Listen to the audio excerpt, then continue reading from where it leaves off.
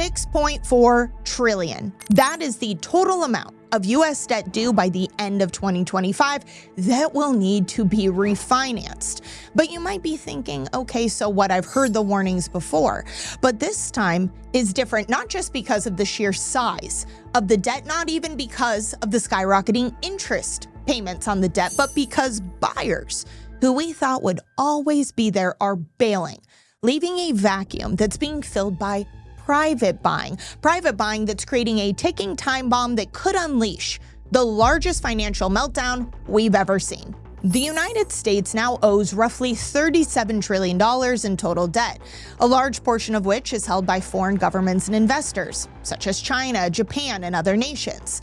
But the bulk of our debt is actually now domestic, held by U.S. banks, Wall Street, and, of course, the Federal Reserve itself. But it wasn't always structured this way. In fact, the recent shift has been dramatic. Foreign central banks used to absorb a much larger share of U.S. debt, helping keep rates low. But as U.S. borrowing needs have increased and foreign demand declines, well, the U.S. is increasingly forced to fund itself, which is why we are seeing desperate moves by the Treasury, such as large-scale issuance of short-term Treasury bills, typically a stopgap or emergency funding measure used to fund regular operations of government. Despite all of this, mainstream media messaging continues to push that there will always be buyers of U.S. debt. But the question we should be asking is, who exactly will those buyers be and at what cost?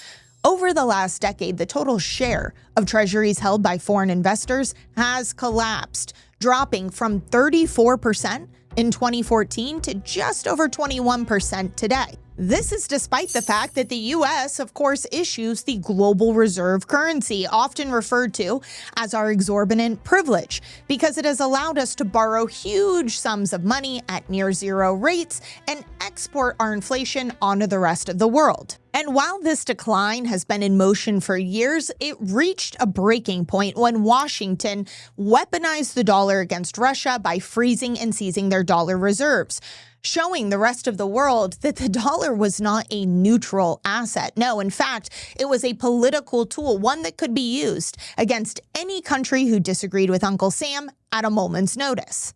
This global realization further accelerated the de-dollarization movement, or a move by foreign nations such as those in the BRICS bloc, led by Brazil, Russia, China, India, and others, to move away from a dollar-dominated system. But nowhere is this clearer than China. Historically the second largest foreign holder of U.S. debt, China has been dumping treasuries as fast as they can and opting instead for a true safe haven asset, one that is actually neutral and cannot be politicized against them: gold. Meaning that the U.S., instead of having its debt backed by one of its largest trading partners, is now increasingly forced to lean on less reliable buyers. In fact, while China's holdings of treasuries have been cut in half over the last decade, their gold holdings have surged, especially ever since the freezing and seizing of Russia's assets. Today, gold accounts for nearly 7% of China's total reserves. But it's not just China. Central banks around the world are stockpiling gold as quickly as they can. It makes perfect sense. Let me ask you, would you rather have gold, a true store of value that has withstood the test of time, that cannot be weaponized against you? Once you hold it, you own it, it is yours, it can't be devalued? Or would you rather have a paper promise by a country that has shown that they will weaponize against you, that they can come into your savings account and freeze your access, cut off your access, take your reserves at a moment's notice if you don't do exactly what they say? I know what I would pick, and I'm sure you do too, meaning that as more central banks pile into gold, demand for dollars are set to decline even further. But here's where it gets even more concerning. Even the foreign buyers that you hear about, when you look at the percentage of foreign buyers, they're no longer the traditional central banks. No, private foreign investors are now taking up a much bigger share. See, in 2022, right when central banks started to rapidly reduce their exposure to the dollar, the Fed enacted its fastest rate hike cycle in modern history. U.S. debt, which historically had low yields, suddenly looked a lot more attractive to foreign investors. But this shift from central bank to private buyer comes with serious hidden risks. See, foreign central banks who are buying U.S. Treasuries were buying it for a variety of strategic reasons, long-term reserves to support trade. But private buyers are in it only for the yield. And if suddenly those yields aren't as favorable or it doesn't make sense from a bottom line perspective, well, they'll dump those Treasuries as quickly as they bought them. This exposes us to more volatility, extreme liquidity squeezes. But not only that, the United States also loses one of its biggest pieces of leverage. See, when we talk about foreign nations dumping treasuries, there's still this idea that people have, well, why would they want to do that? Wouldn't that only hurt those nations' balance sheets if something were to happen to the dollar, right? It was this insured mutual destruction idea that everyone has baked into the system. But if countries can slowly reduce their holdings of US dollars and it's private companies that are buying it, ones that no longer care about moving quickly and dumping treasuries as needed, well, that entire mutual destruction theory goes completely out the window. Without that failsafe, America is far more exposed. So the question remains, what happens with this $6.4 trillion that we are going to hit this year that needs to be refinanced? Well, as I always say, the U.S. has two options. Option one, pay it off, which we can't afford to do. Option two, roll over the debt, essentially issue new debt at today's higher rates. Now, I'm sure someone out there is going to say, okay, wait a second, isn't the majority of this debt though short term? And you would be right. Washington doesn't want to lock us into this long-term debt at higher yields that we can't afford when our interest payments annually are already over $1 trillion or more than our entire defense budget. So this is where the pressure for rate cuts come in, right? Forget all the messaging around helping the American people buy a home. No.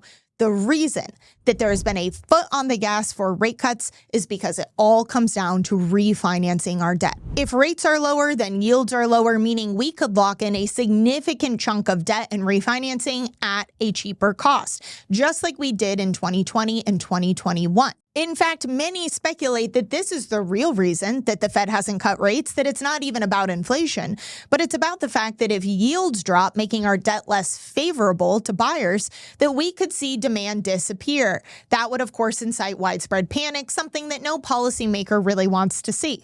Don't worry, they have a plan for this too. But again, it involves moving away from these long-term strategic partner buyers to privatized and domestic buyers. Remember when I mentioned earlier that the majority of our debt is now actually held domestic? U.S. banks, pension funds, private buyers, Wall Street, our entire system is riddled with buying our own debt. In fact, even Social Security, yes, the very Social Security that people talk about running out of capital, well, that trust fund owns about $2.5 trillion worth of treasuries, making it one of the largest domestic buyers of our own debt. But every dollar that these domestic buyers, especially U.S. banks and private investors, sink into treasuries are dollars that are not going towards our real economy. No mortgages, credit, businesses, right? This hurts real economic growth. Essentially, the system is cannibalizing itself. It's using its own resources just to keep the debt machine running. But the dangers don't stop there. Banks are already awash in treasuries that have lost value since they bought them. Why would they possibly want to take on more? Well, U.S. Treasury Secretary Scott Bessent is actively working on rolling back a 2008-era capital requirement law, one that would allow banks to take on even more treasuries. That's how desperate this system is. Banks already have plenty of this asset that is worth less than they bought it. They can't do anything with it. They can't sell it, or they jeopardize showing how little they actually have. That's what happened to, of course, now failed Silicon Valley Bank. So what? Why would they take on more? Because our government needs them to. But even banks taking on more treasuries, it's not enough to keep up with this vacuum in our never-ending debt appetite. So what's next? Stablecoins, right? Stablecoins that are backed one-to-one by U.S. debt. You take one of the largest U.S. stablecoin issuers, Tether. They have more U.S. debt than countries like Germany. Never mind the ethical repercussions or the moral questions around a private company owning that much U.S. debt. As stablecoins are set to grow and grow and grow, what happens when that private company faces bankruptcy or some kind of management issue, or there's some reason that they need to dump their treasuries? Not only that, who actually then is running our government if you have a private company that owns such a large chunk of our debt? They have us by the you-know-what. That does not scream strongest country in the world to me. And of course, we still need to wait and see how quickly these stablecoins are going to ramp up, depending on our debt needs. So if all else fails, what is the final option? We already know it is the lender of last resort, the Federal Reserve. But printing more dollars isn't free. It comes at a cost to you and to me. It is stealth default. It might not be a technical default by name, but it is stealth default by inflation, meaning that you and I are ultimately left with less. And now, in my lifetime, I haven't seen inflation reach a hyperinflation level, but I have studied currency life cycles throughout history, and we know what happens each and every time. It starts small. It starts with regular inflation, regular, as if there's such a thing. Remember, we don't even need inflation, but it starts with what we're used to, 2, 3%, 4%, 5%, right? It starts climbing slowly at first. The frog in the boiling water, right? If you put a frog in a pot of water and you turn up the heat as it's in there, it's not going to know to jump out. If it's already boiling and you throw it in, well, it knows right away, danger. We are the frog in the pot of water. And as they continue to crank up the heat, what's going to happen? It will give way to hyperinflation. Hyperinflation, where you could buy a cup of coffee one day and the next day it's double the price. And guess what happens during this period of time? Your wages do not keep up with that, right? Not even close, meaning that you are the ones who are paying for our government's decisions. And eventually, of course, the quality of life would get so bad, it would probably be unrecognizable to anything that most of us have seen in our lifetimes. I'm not saying this to scare you. I know that got dark. I'm saying it because, like I said, I have studied currency life cycles throughout history. And we see the exact same pattern happen again and again. If you want to know more about where we are in today's timeline compared to other currency collapses throughout history, what that cycle looks like, what has happened to the fiat currencies, and how gold and silver, physical gold and silver, have protected wealth throughout these, we have a terrific resource. It's completely free. It's called the Built to Endure report. Download your copy. If you haven't already, all you have to do is scan the QR code. We will send it to you. There's also a link in the description below, but I highly, highly recommend that everyone has a copy of this because it is packed with such good information. And especially given everything that's going on today, you're going to want to know how to protect yourself. But back to the big picture, this isn't just about the $6.4 trillion coming due this year. I'm sure we're going to figure out a way to roll it all over. But the question remains, while the buyers are there, who are they and at what price? Because it is becoming increasingly clear that while we are able to keep afloat right now, we cannot tread water forever. The risk to you and I is only growing, and that is why I highly encourage everyone to make sure you have a strategy in place. One, outside of the current system, right? If everything you have or the majority of what you have is in the system that is at risk and volatile to what is going on today, well, then you are not going to be able to sleep well at night because you will not be protected against what is coming next, what is already in motion today. So if you want a strategy, if you have questions, if you just want to talk to someone who understands all of this, call us at the number below or click the link in the description to set up a time that works best for you. Or even if you already own physical gold and silver, you have a strategy in place, but you just want a second opinion, we all understand how important this is to leave to chance. So give us a call below, scan the QR code, again, whatever is easiest for you.